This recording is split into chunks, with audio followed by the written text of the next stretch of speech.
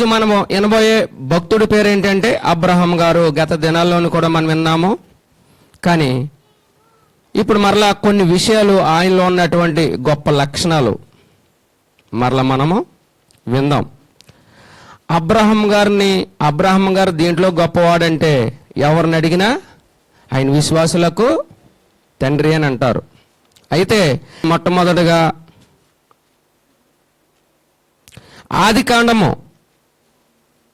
ఆదికాండము 13వ అధ్యాయము 4వ వచనాన్ని చదవండి ఒక్కసారి.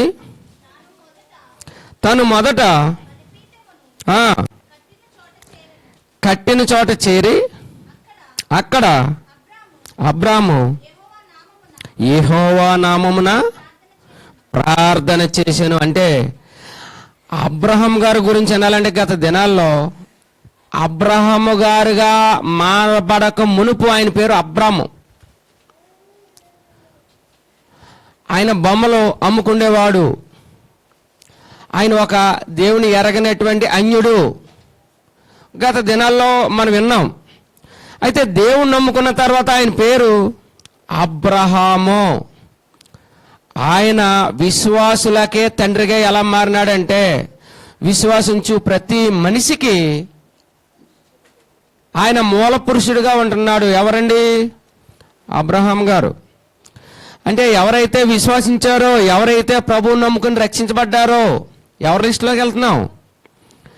విశ్వాసులకు తండ్రి అబ్రహాము. అందుకనే జక్కయ్యతోటి కూడా లోక సువార్తలో 19వ అధ్యాయం 3వ వచనంలో అంటాడు. ఏమనంటే, ఇతడు కూడా అబ్రహాము కుమారుడే, ఇంతకనగా ఈ ఇంటికి రక్షణ వచ్చి ఉన్నది. అంటే ఒక మనిషి తన పాపముల నుండి, శాపముల నుండి మారి ఎవరైతే రక్షించబడతారో వారు అబ్రహాము గారి యొక్క లిస్టులోకి వచ్చేస్తున్నారు. అయితే అబ్రహాం గారి గురించి మనము విన్నట్లయితే ఒక్కసారి మీరే చదవండి. రోమిలికి రాసిన పత్రిక 4:9 చదవండి.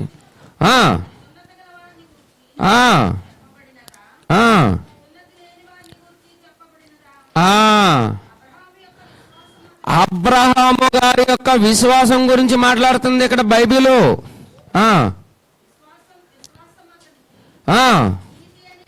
విశ్వాసము అతనికి ఏమని ఎంచబడిందండి?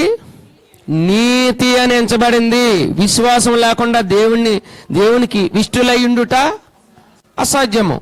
అంటే మూల పురుషుడు తండ్రి అయిన అబ్రహాము మనందరికీ ఏమై ఉన్నాడు? విశ్వాసులకు తండ్రి అయి ఉన్నాడు. ఆయనలో విశ్వాసము దాగి ఉన్నది. అంటే మనము కూడా ఏమి నేర్చుకోవాలండి? విశ్వాసము సంపాదించుకోవాలి. విశ్వాసము సంపాదించుకోవాలి. ఇది జరుగుద్ది. ఇది దేవుడు మా పట్ల చేస్తాడు. దేవునికి అసాధ్యమైనది ఏమీ లేదు అని విశ్వాసము మనము కూడా సంపాదించుకోవాలి. అందుకనే చెప్తున్నాడు, విశ్వాసం లేకుండా దేవునికి ఇష్టలై ఉండుట అసాధ్యము. గనుక ఆయనలో ఉన్నటువంటి మొట్టమొదటి లక్షణము విశ్వాసము. అంతేకాదు ఆయన గొప్ప ప్రార్థనాపరుడు. ఇందాకే మనం విన్నాం కాదండి, ఆయన మందసమ్మును కట్టించి ఏం చేశాడండి? యెహోవా నామమున ప్రార్థన చేసెను. మనము కూడా తెల్లారలేగితే మన అవసరతలు, అక్కర్లు మనం తీర్చుకుంటాం, మంచిదే. కానీ ప్రభువా, నువ్వు నాకు ఎంత మేలు చేసావు ప్రభువా, ఆయన నామమునకు మనం ప్రార్థన చేయాలి. ప్రార్థనలు చాలా రకాలు ఉన్నాయి. ఆయనకి ఇష్టమైన ప్రార్థన మనము చేయాలి. ఆయనకి ఇష్టమైన ప్రార్థన మనం చేసినట్లయితే మనం ఎంత ధన్యులమండి. ఉదయం లేచి, రాత్రి పడుకుని ఉదయం లేచి, ప్రభువా నీవు నా బ్రతుకులో నాకు ఇది చేశావు, నాకు అది చేశావు, నీకు కృతజ్ఞత స్తుతులు చెల్లిస్తాను అని దేవునికి మనం చేస్తున్నామా? అడుగుడి మీకు ఇయ్యబడును. మనం అడగాలి, ప్రార్థన చెయ్యాలి, ఆయనకి ఇష్టమైన ప్రార్థన.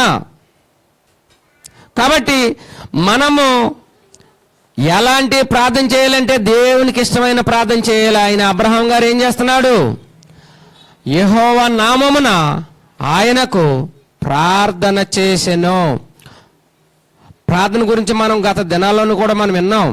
ప్రార్థన మనకి ఎన్నుముక లాంటిది. ప్రార్థన సాతానుకు ఆడి పళ్ళుకు పులుపు వంటిది, ఆడి కళ్ళుకు పొగ వంటిది అని విన్నాం. ప్రార్థన అనేది ఎన్నో విజయాలు చేకూరుతుందంట. 100 మంది పాటలు పాడే వాళ్ళకంటే ఒక్క ప్రార్థన పరుడు, ఒక ప్రార్థన పరురాలు గొప్పవాళ్ళు. కాబట్టి మనం ఏం చేయాలంటే ప్రార్థన చేయాలి. అబ్రహాం గారిలో ఉన్నటువంటి గొప్ప లక్షణం ఏంటండి? 1 విశ్వాసము, 2 ప్రార్థన. మనము కూడా చేయాలి ప్రార్థన. ఎలా చేయాలంటే ఎడదగిన ప్రార్థన, విసుకక ప్రార్థన. మన ప్రార్థన చేస్తూ ఉండాలి. ఇంకా ఏకాంత ప్రార్థన, కుటుంబ ప్రార్థన, భయభక్తులు కలిగినటువంటి ప్రార్థనలు మనం చేస్తూ ఉండాలి. ఇంట్లోని ఆయన మంచి గొప్ప లక్షణాలు కలిగి ఉంటున్నాడు. అంతేకాదు తన కుమారుణ్ణి ఎంత చక్కగా తర్బిచ్చేశాడండి అబ్రహాం గారు. తన కుమారుడికి ఎలాంటి విశ్వాసాన్ని నేర్పాడంటే, మనం చూసినప్పుడు ఆయన కొంచెం పెద్దవాడే నడక నేర్చుకున్నాడంటే నాకు తెలిసి ఒక 10 సంవత్సరాలు ఉన్నాయేమో. 10 సంవత్సరాలు ఉంటే కూడా నడిచి వెళ్ళాడు అబ్రహాం గారితో కూడా. ఎవరో ఇసాక్ గారు బలి ఇవ్వడానికి. అంటే ఒక తండ్రి చెప్పిన పని కుమారుడు చేశాడు. వాళ్ళ సంభాషణ గురించి మనం నేర్చుకోవాలంటే పేతురుకు రాసిన పత్రికలు ఉంటాయి. ఒక భార్య ఏమో యజమానుడా అని పిలిచి సంబోధిస్తుంది. ఎవరిని? అబ్రహాం గారిని యజమానుడా అని పిలుస్తుంది. ఆయన కుటుంబ వ్యవస్థ చాలా బాగా కనిపిస్తుంది మనకి. అలాగనే కుమారుడు కూడా తండ్రి అని సంబోధిస్తున్నాడు. ఎవరిని? అబ్రహాం గారిని. తండ్రి ఏమని సంబోధిస్తున్నాడు కుమారుణ్ణి? నా కుమారుడా. ఇదనాల్లో మన పిలుపులు ఎలాగుంటున్నాయి? మనము కూడా మంచిగా పిలుచుకోవాలి, మంచిగా మాట్లాడుకోవాలి. అంటే వారు మనకు నేర్పేది ఏంటంటే మూల పురుషుడిగా ఉండి వారి యొక్క మంచి బంధం, కుటుంబ వ్యవస్థ చాలా చక్కగా కనబడుతుంది. భార్య మాట ఉంది, కుమారుడు మాట అన్నాడు. వీరందరూ కలిసి మంచి విశ్వాసం నేర్చుకున్నారు. తండ్రితో కూడా వెళ్ళాడు. ఎవరో ఇసాక్ గారు వెళ్తూ ఒకటే ఒక మాట అన్నాడు. తండ్రి, ఇక్కడ ఇవన్నీ ఉన్నాయి, కట్టెలు ఉన్నాయి, అన్నీ ఉన్నాయి, మరి దహించబడడానికి గొర్రెపిల్లేది అని అంటే ఏం చెప్పాడండి? దేవుడే చూసుకొనేను. అంటే విశ్వాసం చూడండి. అందుకనే విశ్వాసులకు మూల పురుషుడయ్యాడు. ఎంత విశ్వాసం చూశారంటారా? లేక పుట్టినటువంటి కుమారుడు ఎనదీయలేదు. ఇంకా నరికేద్దాడని అనుకున్నాడు. పడుకోమంటే పడుకున్నాడు కుర్రాడు. నువ్వు ముసలోడు అయిపోయావు, నువ్వు చచ్చిపోవు, నిన్ను దహించేస్తాను, నేను చూసుకుంటానన్నాడా? లేదు. తండ్రికి విధేయుడైనటువంటి కుమారుడు ఇసాక్ గారు. వాళ్ళ బంధం ఎలాగుందో చూడండి. తండ్రి మాట ఎనదీయనేవాడిగా ఉంటున్నాడు. ఈ అబ్రహాం గారు అంత చక్కగా నేర్పాడండి. ఎవరికి? కుమారుడికి. మరి మనము కూడా మన బిడ్డలకు అలా నేర్పుకోవాలి. అబ్రహాం గారి గురించి మనం వింటున్నాం కనుక చాలా విషయాలు ఉన్నాయి. అన్ని విషయాలు నేను చెప్పను, కానీ ఇంకొకటి విశ్వాసం గురించి మనం వింటున్నాం, తర్వాత ప్రార్థన గురించి వింటున్నాం. అంతేకాదు ఆయనలో ఉన్నటువంటి ఇంకొక గొప్ప లక్షణం ఏంటంటే ఆదికాండంలోనే 13:4 చదవండి.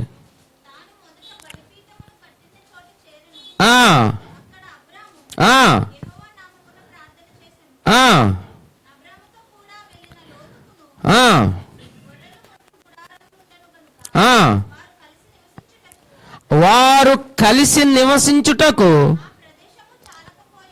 ఆ ప్రదేశము చాలకపోయెను. ఎందుకనగా వారి ఆస్తి వారి కలిసి నివసించలేనంత విస్తారమై ఉండెను. అంటే దేవుడు ఎంతగా దీవిస్తున్నాడో చూడండి వీళ్ళని. వారి ఆస్తి అంట అక్కడ ప్లేసు, అక్కడ ఉన్న చోటు సరిపోవట్లేదంట. అంతేకాదు ఇంక ఇవి చూసుకుంటా పోతే చాలా వచనాలు ఉన్నాయి. 15, 16.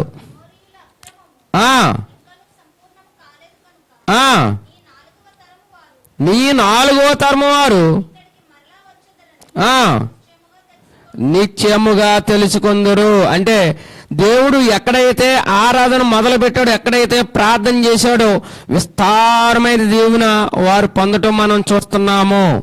ఆయనలో విస్తారమైన దీవెన, స్థలం సరిపోయినటువంటి దీవెన. ఇంకొక మాట చూపిస్తున్నాను చూడండి. చాలా మంచి మాట. ఆదికాండము 14వ అధ్యాయము 21వ వచనం చదవండి. చాలా చక్కటి మాట.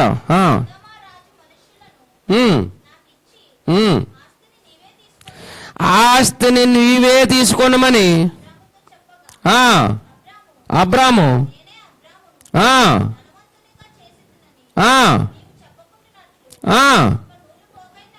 ఒక్క నూలు పోగైనను చెప్పులు వారైనను నీ వాటిలో ఏదైనాను తీసుకొననని ఆకాశమునకు భూమికిని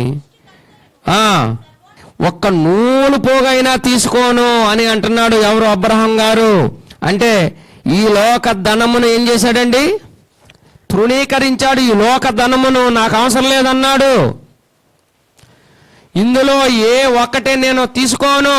ఈ రోజుల్లో సాధ్యమేనంటారండి? సాధ్యం కాదు. ఈ అబ్రహాం గారిలో ఉన్నటువంటి మరొక లక్షణం ఏంటంటే ఈ లోక ధనమును విసర్జించిన వాడు, తృణీకరించిన వాడు.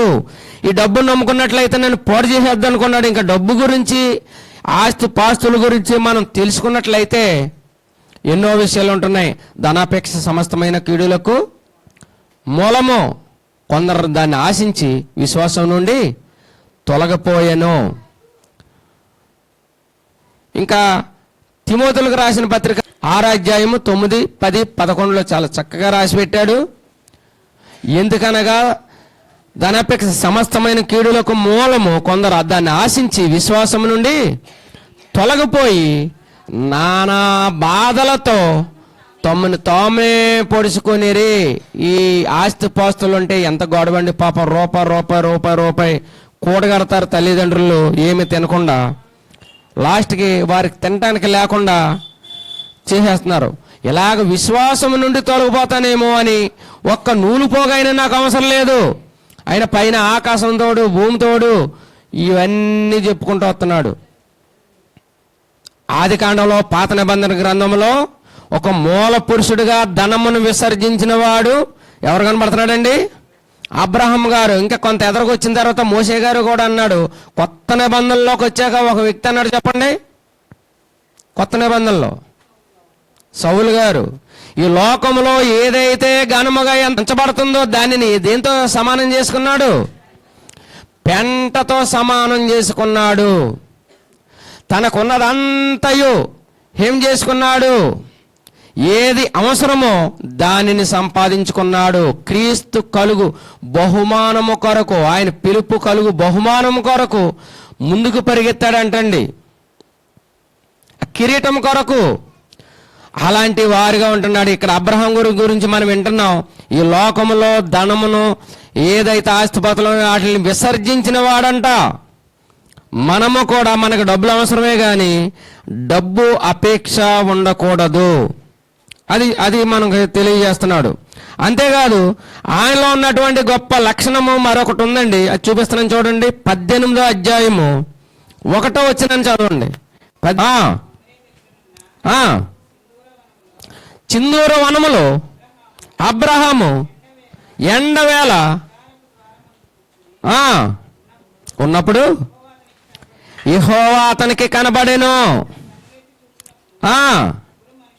ముగ్గురు మనుషులు ఆయన ఎదుట నిలవబడి. ఎవరో తెలిసిన ముగ్గురు మనుషులు చెప్పండి?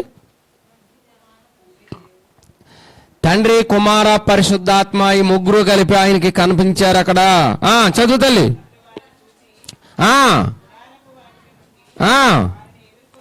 వారిని ఎదుర్కొనుటకు పరిగెత్తెను.